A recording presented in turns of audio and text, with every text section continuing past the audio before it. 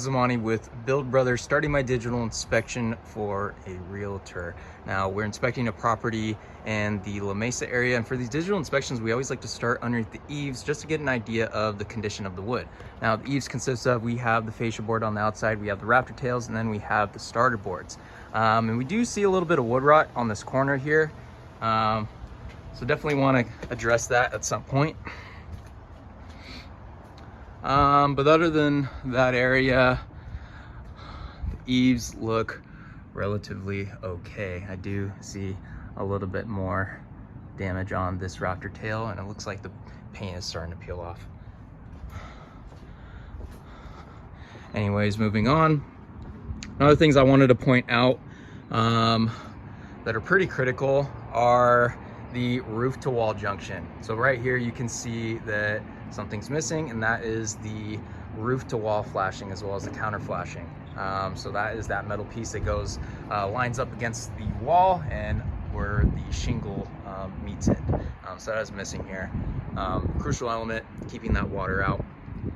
This roof does have drip edge. Drip edge is that metal flashing that goes along the fascia board.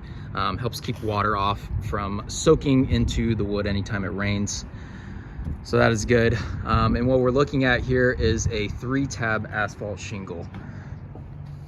So 3-tab is actually discontinued. We no longer install it. So it's an older style of shingle.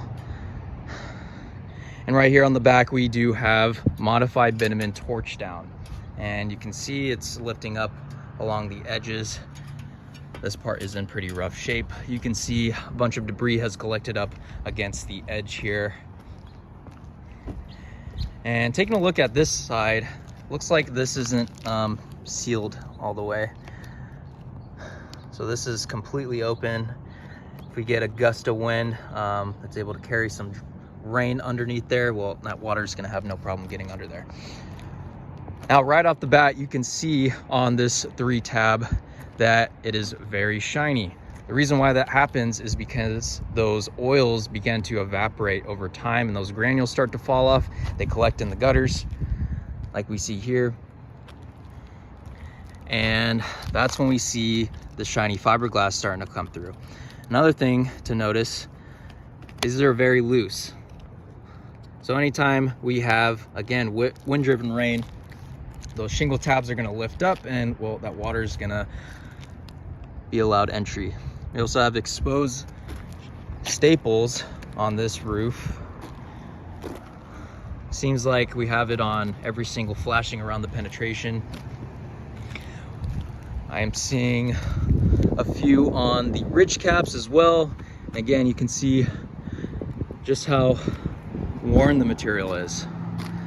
This one almost is completely bare, doesn't have any granules on it.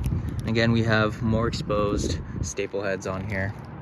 We have a small torch down section on there, and then you can't really see it from where I'm standing, but there is a small shingle section on the front, in front of the garage.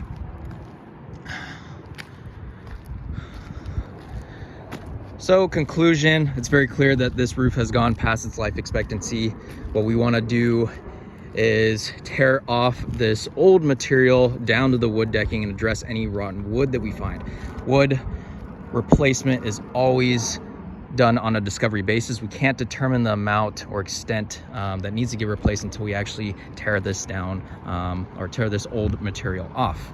Now for the flat sections, I'm almost always going to recommend TPO. TPO is a single ply synthetic material. It's used on a lot of commercial buildings. It does a phenomenal job at keeping water out long term.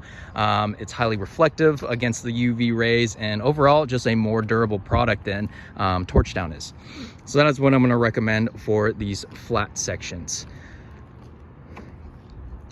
And gutters will most likely need to be replaced as well, so I can also include that. And what we want to put on here is a new Owens Corning shingle. We're an Owens Corning preferred contractor, so we have that awesome 50-year product warranty, and we actually back that with a lifetime workmanship. So I will get this out. Thank you.